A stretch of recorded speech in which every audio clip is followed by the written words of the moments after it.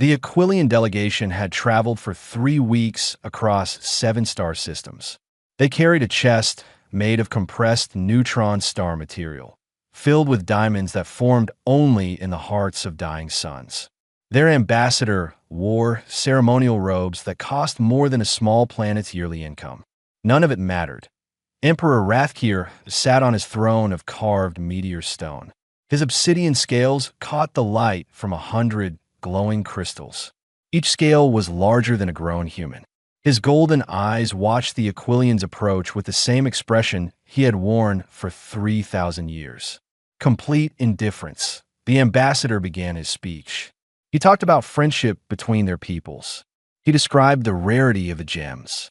He explained how difficult the mining process was. Rathkir's tail didn't even twitch. When the speech ended, the emperor raised one massive claw. The gesture meant dismissal. The Aquilians backed away, trying to hide their shame. In the back of the Grand Hall, near the service entrances, Daniel Hayes adjusted his cleaning equipment. He had worked as head janitor on the Imperial Palace Station for 12 years. He had seen this scene play out hundreds of times. Every species in the galaxy wanted to impress the Dragon Emperor. Every single one failed. Daniel's son Leo stood beside him, supposed to be in the children's quarters, but too curious to stay away. The 8-year-old watched everything with wide eyes. Leo had read every history file he could find on discarded datapads. He knew more about galactic politics than most adults. Why does he always say no? Leo whispered. Because nobody understands what dragons actually want, Daniel replied quietly. They keep offering expensive things instead of meaningful things. The next delegation approached. The Verdant Collective brought bioengineered plants that could grow on any world in any conditions. They demonstrated how the roots could break down toxic soil and create breathable air. It was technology that could save dying colonies. Rathkir closed his eyes. Dismissed, Leo frowned. But that was useful. That could help people. Dragons don't care about usefulness the way we do, Daniel said. They value honor and strength and protection. I think nobody really knows anymore. The emperor stopped explaining his reasons centuries ago. The ceremony continued for hours. Species after species presented their finest offerings. Rare metals, ancient artifacts, advanced weapons, beautiful art. Rathkir rejected everything. His chief advisor stood nearby, scales turning pale with stress. Diplomatic relationships were fracturing. Trade agreements hung in balance. The empire was being held together by force and fear, not mutual respect. When the last delegation left in defeat, Rathkir rose from his throne. His voice rumbled through the hall like an earthquake. This tradition ends today. No more tributes. No more gifts.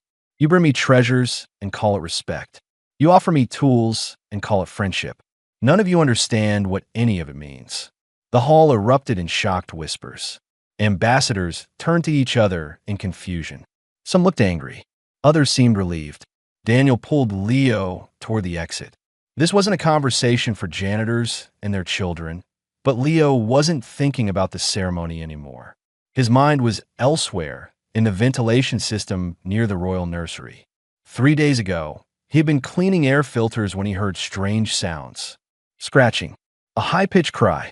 He had followed the noise and found a small dragon, barely bigger than a large dog, stuck between 2 walls. The hatchling's silver scales had shimmered in his flashlight beam. Leo should have called security. Instead, he talked to the frightened creature in a soft voice. He used his maintenance tools to carefully widen the gap. It took an hour of patient work. When the hatchling finally squeezed free, it didn't run away. It touched its nose to Leo's hand. That was how Leo met Shard, Emperor Rathkir's only son.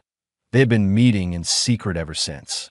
Leo would slip away during his father's work shifts. Shard would escape through the ventilation gaps that were too small for adult dragons to notice. They met in abandoned storage bays where nobody went anymore. Shard couldn't speak human languages yet, but he could share images directly into Leo's mind. Dragon telepathy. Through those images, Leo learned things no human had ever known. He saw dragon history. Ancient times when dragons gave gifts of protection, not objects. When the strongest dragons defended the weakest hatchlings. When gifts meant action and sacrifice, not wealth and beauty, that he also saw Shard's loneliness. The hatchling lived in a golden cage with automated care systems. Emperor Wrathkeer visited sometimes, but never spoke. Dragon tradition said hatchlings had to prove themselves worthy before receiving affection. Shard didn't know how to prove anything trapped in a nursery. He was desperate for acknowledgement from his father, but had no way to earn it. Leo understood loneliness.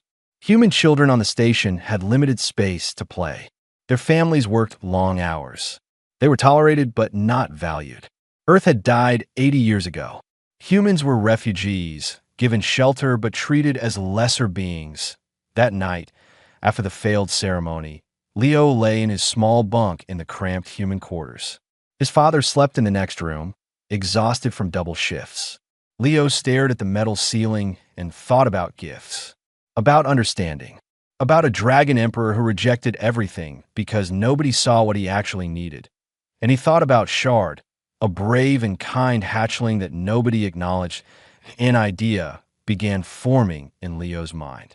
It was probably stupid, definitely dangerous, but it might be the only way to help his friend. He would need to make something. He would need to be brave enough to approach the most powerful being in 47 star systems. He would need to give Emperor Wrathkeer a gift. The difference was Leo actually understood what that gift should be.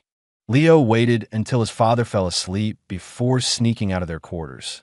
The palace station ran on a standard cycle, and maintenance corridors stayed empty during sleep hours.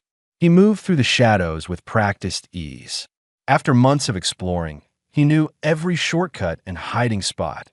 Shard waited in their usual meeting place, an old cargo bay that hadn't been used in years. The hatchling's silver scales glowed faintly in the darkness. When he saw Leo, his tail wagged like an excited puppy. Dragons weren't supposed to show emotion like that, but Shard was still young enough not to care about tradition. Leo sat cross-legged on the floor. Shard curled around him protectively. This had become their routine. The boy would ask questions.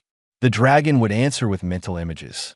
Together, they pieced together a history that most species had forgotten. "Show me again," Leo said, "about the first dragon emperor." The images flooded his mind. Ancient times. Dragon clans scattered across worlds, fighting each other constantly. Then came a leader who changed everything. He wasn't the biggest or strongest dragon. He was the one who protected hatchlings during raids. When predators attacked nurseries, he stood guard. When rival clans stole eggs, he retrieved them. Other dragons began following him, not because he conquered them, but because he demonstrated what strength really meant. Protection, sacrifice, action over words. That emperor united the clans by showing them a better way. Gifts between dragons meant commitment. When one dragon gave another a gift, it wasn't an object. It was a promise. I will protect you. I will fight beside you. I will act when you need help. But everyone forgot. Leo said. Shard sent more images. Centuries passing. Other species joining the Dominion. They brought their own customs. Gift-giving in their cultures meant showing wealth or respect through valuable items. Dragons tried to explain the difference, but the message got lost in translation.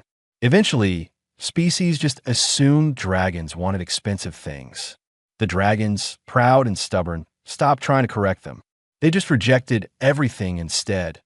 Emperor Wrathkeer had watched this happen over 3,000 years. He remembered the old ways, but saw them disappearing. His rejection of gifts was partly tradition, partly frustration. How could he accept offerings from beings who fundamentally misunderstood what the gesture meant? Leo understood something important. The problem wasn't the gifts themselves. It was the complete lack of understanding between species. Everyone assumed their values were universal. Nobody tried to see through different eyes. Your father is lonely too, Leo said. Just like you. Shard's mental touch felt sad.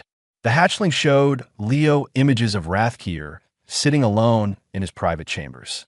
No friends, no companions, just the weight of an ancient empire and traditions that isolated him from everyone, including his own son.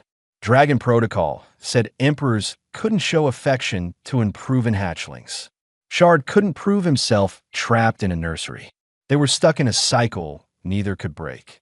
That's what he needs, Leo said suddenly. Not things, not weapons or gardens or jewels. He needs connection with you.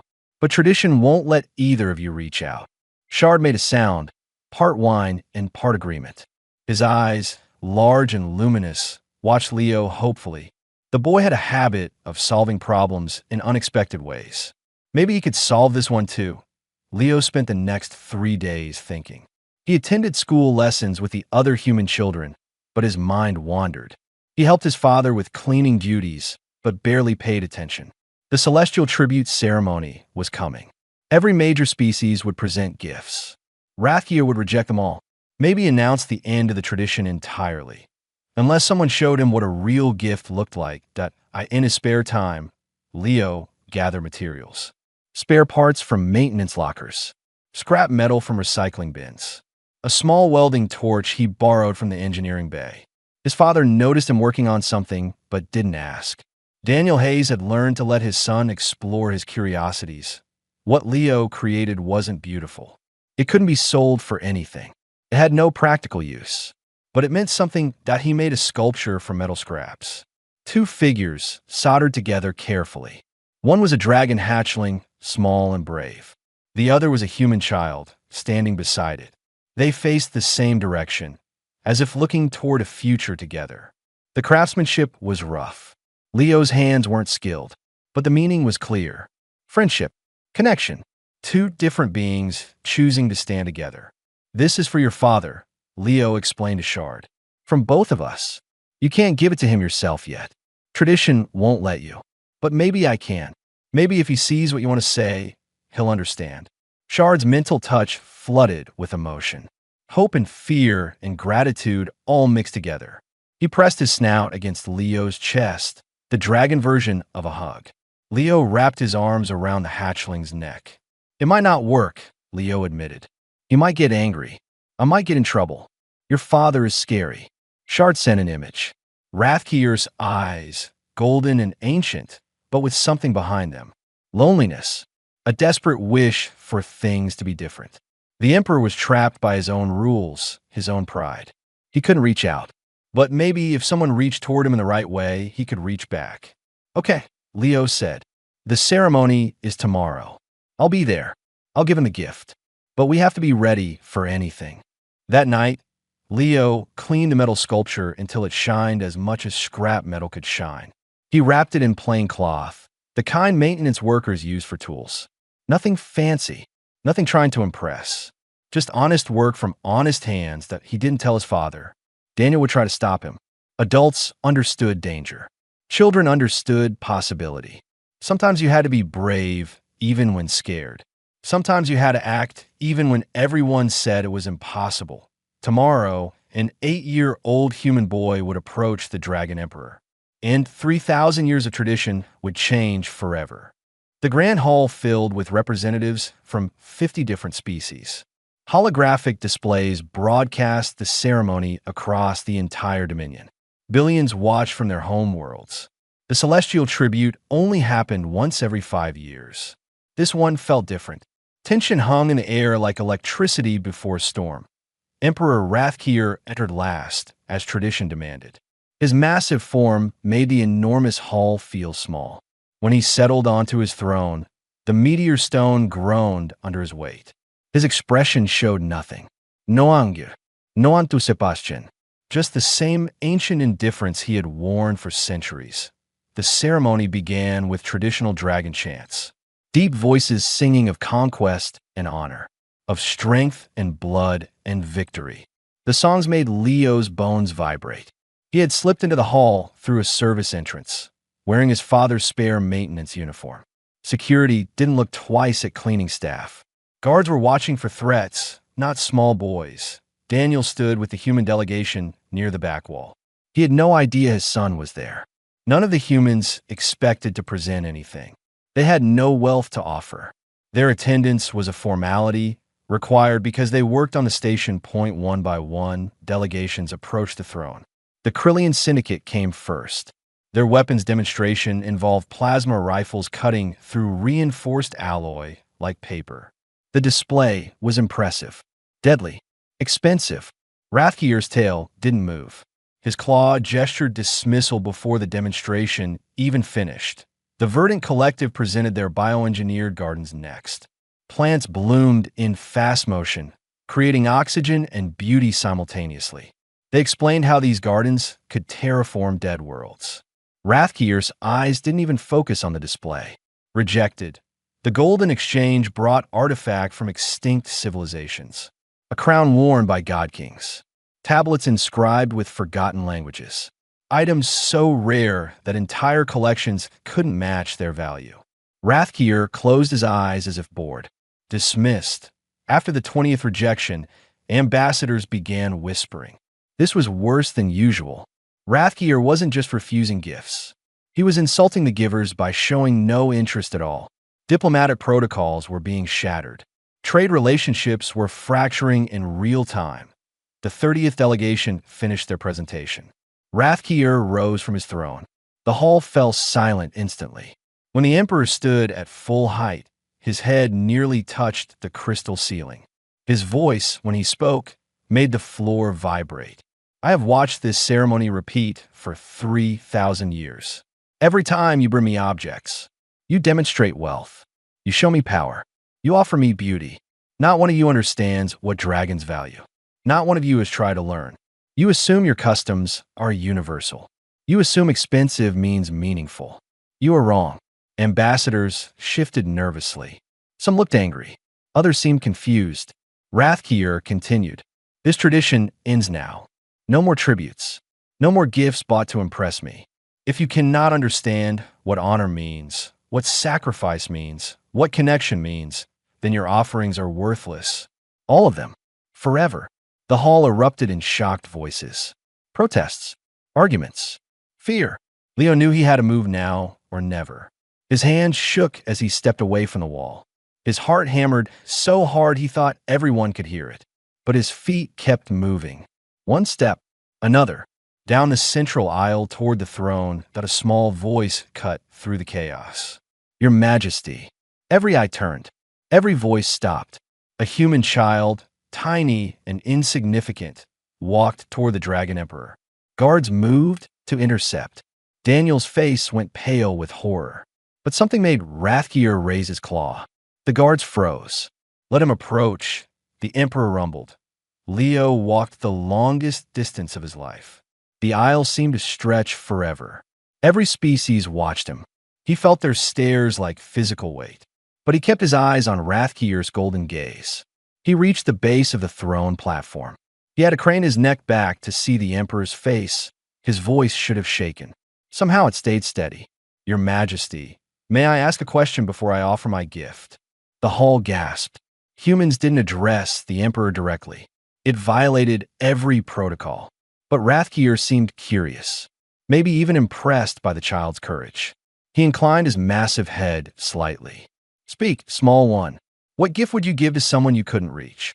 Silence, complete and total. The question hung in the air like a challenge. Rathgear's scales rippled. His expression changed for the first time in years. Surprise, recognition, maybe even pain. Why do you ask this?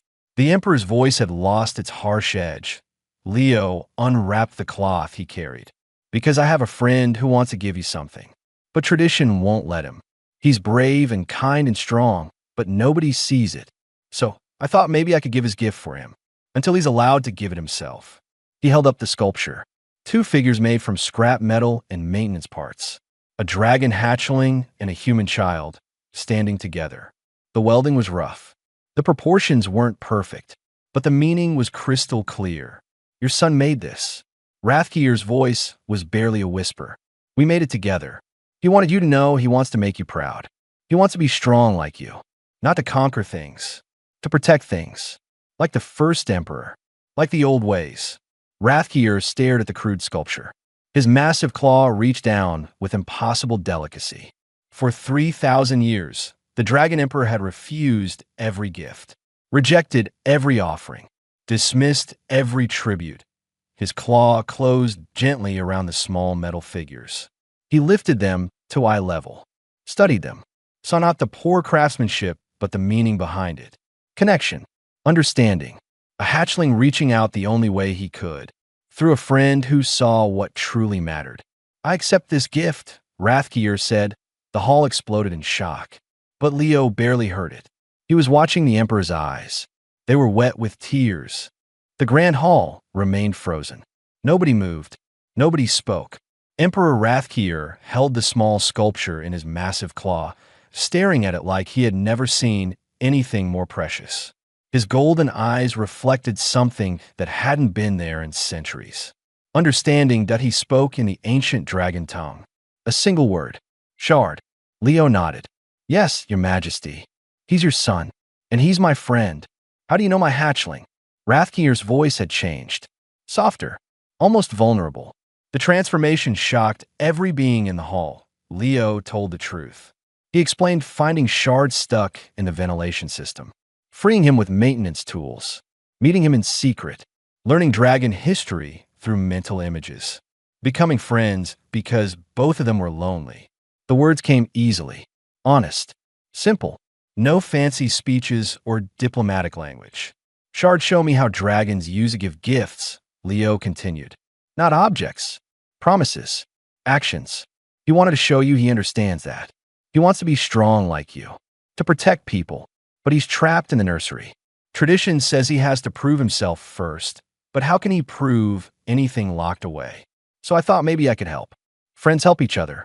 That's what humans do. Rathkier's chief advisor stepped forward, scales pale with shock. Your Majesty, this is highly irregular. The hatchling violated seclusion protocols. This human child accessed restricted areas. Security measures were breached. But Rathkier raised his claw for silence. His eyes never left Leo. You risked punishment to deliver this gift for my son. Why? Leo's answer was simple. Because he's my friend. And friends don't leave each other alone when they're sad. The words hit Rathkier like physical force. He studied the metal sculpture again. Saw past the crude welding.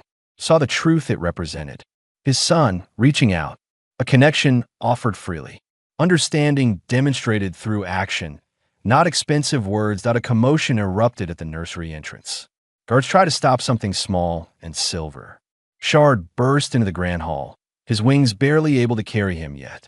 He crashed more than landed, tumbling across the polished floor.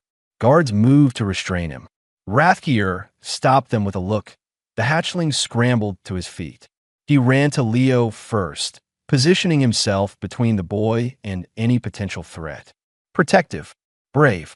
Then Shard turned toward his father.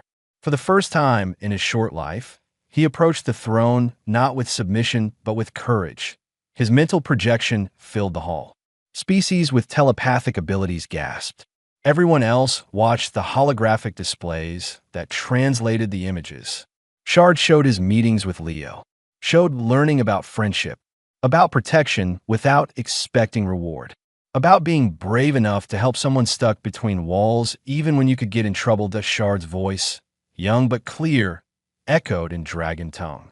I want to make you proud, Father, not by following rules, by understanding what the rules meant before they became rules. I want to be strong, to protect, like the first emperor, like you could be if traditions didn't cage you too. The hall held its breath. No one had ever spoken to Rathkier like that. Certainly not a 6-month-old hatchling. It could be seen as disrespect, challenge to authority, violation of every protocol. Rathkier descended from his throne. He had never done that during a formal ceremony. His massive form moved with surprising grace. He lowered himself until he was level with Shard. Eye to eye. The Emperor's voice, when he spoke, was meant only for his son. But the hall's acoustics carried it everywhere. I have been a fool, bound by tradition until I forgot its purpose. You understand something I lost centuries ago. Gifts are not about value. They're about seeing what another needs and offering it freely. Your friend understood this. He gave me what I needed most. Not wealth or weapons. Connection with you. And you gave him what he needed. Friendship. Acceptance. Neither of you expected anything in return. You just gave because you cared. Rathkier touched his snout to Shard's. The dragon gesture of recognition, of acceptance, of love finally expressed. Shard's whole body trembled. 3,000 years of tradition bent in that moment. An emperor choosing his son over protocol. Rathkier raised his head, addressing the assembly. This child taught me what centuries of diplomacy could not. He understood dragon values better than species who have known us for millennia. He acted without expecting reward. He helped his friend without counting cost. This is true strength. This is what honor means. He turned toward the human delegation. Found Daniel Hayes. Your son has accomplished something remarkable. He broke through walls I built to keep everyone out. He reminded me why those walls were wrong. Humans understand something my empire forgot. Connection matters more than power. Understanding matters more than wealth. Daniel, terrified and proud, managed to speak. Your Majesty, he's just a boy who wanted to help his friend. Exactly, Rathkia said. That simplicity is wisdom. We made everything complicated. Turned relationships into transactions. Turned gifts into competitions. Your people remember how to be simple, direct, honest. The galaxy needs that. The Krillian ambassador couldn't stay quiet. Your Majesty, with respect, weapons have value. Our offering could protect your borders. Rathkier's response silenced the hall. You offered tools of destruction. This child offered a bridge between isolation and connection. He solved a problem I couldn't solve myself, which serves the future better, which demonstrates real understanding. No one could argue. The logic was undeniable. The Krillians had focused on what they valued. Leo had focused on what Rathkier needed. The difference was everything. Rathkier made an announcement that would change the Dominion forever. The celestial tribute will continue, but it changes today. No longer will I accept expensive objects meant to impress. I want demonstrations of understanding, actions that show you see beyond your own values, gifts that solve real problems. The first species to understand this were the humans. A janitor's son with a handmade sculpture showed more wisdom than 1,000 years of diplomatic gifts. He looked at Leo and Shard standing together. You two will be my teachers. You will show the galaxy what connection really means. Emperor Rathkier's private chambers surprised Leo. He expected gold and jewels like the public halls. Instead, he found simple stone walls carved with ancient dragon text. Wide windows showed stars stretching forever. The space felt honest, real, nothing trying to impress anyone. Daniel stood beside his son, still processing everything. Guards had escorted them here after the ceremony ended in chaos. Ambassadors were scrambling to understand the new rules. The entire diplomatic structure of the Dominion was shifting, and somehow, a janitor and his 8-year-old son stood at the center of it. Shard pressed close to Leo, the hatchling's silver scales warm against the boy's side. Rathkier dismissed his guards and advisors. Whatever he wanted to discuss needed privacy first. The Emperor settled onto a resting platform designed for his massive form. His golden eyes studied Daniel with interest. Tell me about human communities. How did your people survive on a dying world? Daniel blinked. He expected demands or commands, not genuine questions. He answered carefully. We had to cooperate, Your Majesty. Resources were scarce. If families hoarded, everyone died. We shared food when someone struggled. We helped fix each other's homes. We taught children together. Survival meant trusting your neighbors. And here, on this station, same thing, just smaller spaces. Human quarters are cramped. We share what we can. Look out for each other's kids. When someone works double shifts, others help with meals. It's not organized, just what people do. Rathkier absorbed this. Connection without transaction. Help without expecting payment. Your species does this naturally. It's how we survive, Daniel said. Humans aren't the strongest, aren't the smartest, but we're good at working together, at seeing when someone needs help and offering it. The Emperor's expression shifted. Something like pain crossed his ancient features. My dominion has lost this. Species within my empire trade with each other. They negotiate agreements. They maintain diplomatic relationships. But true cooperation? Trust without contracts? That disappeared centuries ago. I enforce peace through strength. But strength alone cannot make beings care about each other. Shard sent mental images to Leo, who understood what the hatchling wanted to share. Leo spoke up. Shard says dragons used to be like that. Before the Dominion got big, when clans were small, they protected each other, shared territory, raised hatchlings together. But when the Empire grew, everything became formal, structured. Dragons stopped trusting each other without rules forcing it. Wise observations from one so young, Rathkier said. Both of you see what I missed. Empire without connection is just organized isolation. I rule 47 systems. Yet I'm more alone than when my people controlled 3 worlds. Daniel understood where this conversation was leading. Years of maintenance work taught him to see patterns. Your Majesty, you want something from humans. Not labor. Something else. Yes. Rathkier leaned forward. I want to create something new. Places where different species live together. Not as diplomatic missions. As actual communities. Learning each other's values. Building real understanding. I want humans to help lead this. To teach what you do naturally. Why humans? Daniel asked. We're refugees. We have no power. Noviat. Exactly. You have nothing to gain from deception. Nothing to prove through dominance. You understand community because you needed it to survive. Other species forgot these skills when they became powerful. You never had that luxury. Leo raised his hand like he was in school. Rathkier smiled slightly. You may speak freely here, young one. If you want species to understand each other, shouldn't they also teach us? We don't know much about dragons or anyone else. Understanding goes both ways, right? Rathkier's laugh rumbled through the chamber. Deep, genuine. The first real expression of joy he'd shown in years. The child sees what I missed again. Cultural exchange, not cultural instruction. Everyone teaching everyone. Everyone learning from everyone. The Emperor's plan took shape through discussion. He would create mixed-species communities throughout the Dominion. Not embassies. Not diplomatic stations. Actual neighborhoods where beings lived together. Shared spaces. Worked together. Raised children together. Would it be difficult? Yes. Would some species refuse? Absolutely. But the ones who participated would demonstrate whether true understanding was possible. Daniel saw the practical problems immediately. Different species need different environments. Communication barriers exist. Some might fight. Housing them together is complicated. I know, Rathkier said. The difficulty is the point. Easy solutions teach nothing. Working through problems together builds real connections, or proves the attempt impossible. Either way, we learn truth instead of maintaining comfortable lies. Then came the personal request. Rathkier wanted Daniel to lead the first community, bring his family, his experience, his human perspective on cooperation.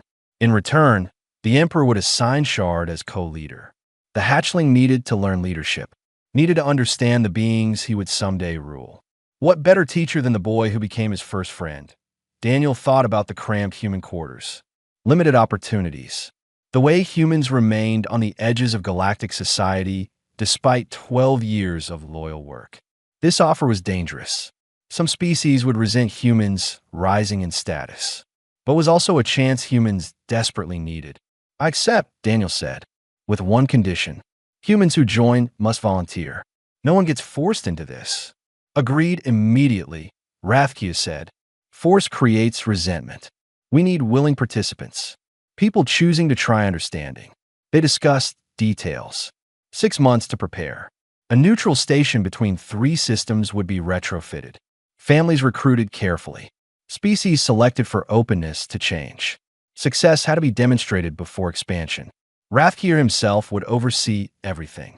His isolation had lasted long enough that as Leo and Daniel left the chamber, ambassadors waited in the corridor. Word of the private meeting had spread. The Krillian representative blocked their path. His expression was hard to read. Insect-like features didn't translate to human understanding. Humans rise quickly, the Krillian said. From janitors to community leaders in one day. Some will celebrate this change. Others will resist. You should know what you've begun. Power shifts create enemies. The message was clear. Not everyone wanted the Dominion to change. Some benefited from the current system. Leo and Daniel had started something that threatened established order. The real challenges were just beginning. 6 months transformed Harmony Station from abandoned military outpost into living experiment. The structure hung in neutral space between three territories, accessible to all but controlled by none. Multiple atmosphere zones hummed with different air mixtures. Gravity shifted between sections. Universal translators covered every wall. 50 families from 10 species moved through corridors, uncertain but hopeful. Leo watched ships dock through observation windows. Each arrival brought more participants. Verdant collective members with their chlorophyll skin. Krillian engineers with insect-like precision. Dragonkin whose smaller forms still dwarfed most beings. And humans. Dozens of human families choosing to try something unprecedented. This was home now. Daniel coordinated everything with maintenance worker efficiency. Quarters assigned by environmental needs, not social status. Communal kitchens designed for multiple species. Work schedules that force cooperation across cultural lines. Rathkier visited weekly. His massive form docked at the central spine while he monitored progress. Shard lived on the station full-time, learning leadership by doing it. Problems started immediately. Verdant members expected shared property. They took tools from workshops, assuming communal ownership. This infuriated Krillians, whose culture centered on personal possessions. Arguments erupted. Security had to intervene twice in the first week. The Verdant couldn't understand why sharing caused offense. The Krillians couldn't understand why anyone would touch their belongings. Leo and Shard found themselves mediating. The boy's friendship with the dragon gave him credibility. When tensions peaked, Leo suggested something simple. Why don't you teach each other? Verdant, explain why you share everything. Krillians, explain why you don't. Maybe you'll both learn something useful. The conversation took hours. Verdant described worlds where cooperation meant survival. Resources were pooled because hoarding killed communities. Krillians explained hierarchies built on personal achievement. Possessions proved individual worth. Neither system was wrong. They served different purposes. The breakthrough came when they started combining methods. Verdant learned to ask before borrowing. Krillians learned to offer help without expecting payment. Workshop tools became shared resources with sign-out systems. Both sides compromised. Both sides benefited. Daniel's maintenance crew became model. When a water recycling system failed, threatening 3 incompatible species, humans didn't just fix it themselves.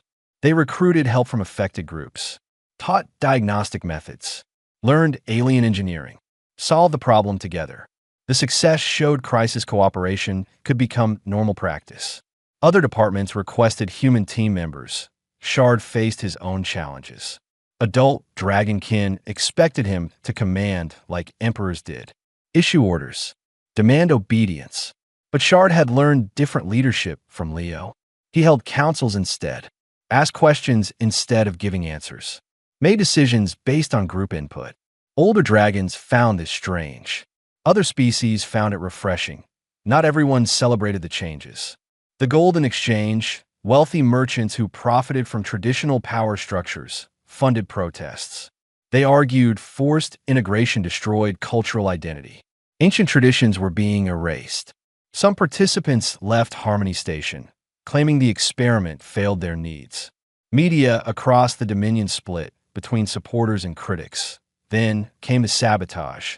Life support in human quarters failed during sleep cycle. Carbon dioxide built up silently. Daniel woke to strange sounds, sensors beeping wrong patterns. His maintenance instincts screamed danger. He evacuated families in time. Investigation revealed deliberate tampering. A young Krillian had disabled safety systems. The station exploded in outrage. Species demanded traditional justice. Harsh punishment. The saboteur should be removed from the station, tried in courts, made example of. Harmony Station hung on the edge of failure. If they couldn't handle one crime, how could they handle real problems? Leo made an unexpected choice. He visited the Krillian youth in holding. Guard tried to stop him, but Shard insisted. The boy wanted to understand before judging. He asked a simple question. Why? The Krillian explained through translator devices. His family had status for generations. Respect. Position. Then humans arrived, and everything changed. A janitor's son spoke to emperors. Refugees became community leaders. His family lost influence. What happened to species who couldn't adapt fast enough? Change threatened everything familiar. Leo listened without interrupting. Then he shared human history. Earth died because people refused to change. They knew the world was dying, but couldn't let go of old ways. The pain of transformation was real. Leo understood fear. But refusing change just meant dying slower. You don't have to like what's happening, Leo said. But destroying things won't stop it. Working together might make it better, though. The conversation took weeks. The Krillian repaired the damage he caused, working alongside the humans he tried to harm. He learned their culture, explained his own, found common ground in unexpected places. Slowly, genuine understanding emerged. The saboteur became advocate, telling others that change was survivable. 1 year after opening, Rathkier hosted galactic leaders at Harmony Station. The tour showed mixed species teams working seamlessly. Children from 6 species playing together in recreation zones. Engineers collaborating without translators, having learned each other's languages. Gardens growing with combined techniques, producing better yields than any single method. Leo addressed the assembly at Rathkier's request. Now 9 years old, he spoke with the same honesty that defined him. He talked about his friend Shard, about dragon and human finding connection through understanding. He admitted Harmony Station wasn't perfect. Challenges continued, but trying to understand each other mattered more than achieving perfect harmony. Progress, not perfection. Rathkier made his own speech. For 3,000 years, he rejected gifts because he saw only manipulation attempts. He ruled through strength and isolation, believing connection was weakness. A child's handmade sculpture taught him what conquest never could. Civilizations endured through bonds between individuals, not power of leaders. He announced expansion to 20 stations across the Dominion. Then came the final announcement. Humans received full citizenship in the Serpentine Dominion, homeworld rights on any planet they chose. The refugee species became equal partners, not because they bought their way with resources, because they demonstrated values dragons claimed to honor but forgot to practice. Late cycle on Harmony Station, Leo and Shard sat in an observation lounge watching stars.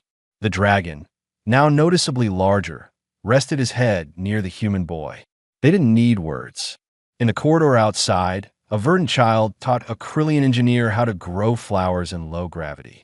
A human grandmother shared Earth recipes with dragonkin chefs.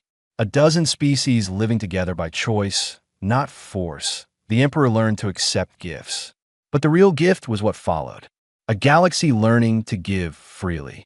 Connection instead of transaction. Understanding instead of conquest. One friendship at a time.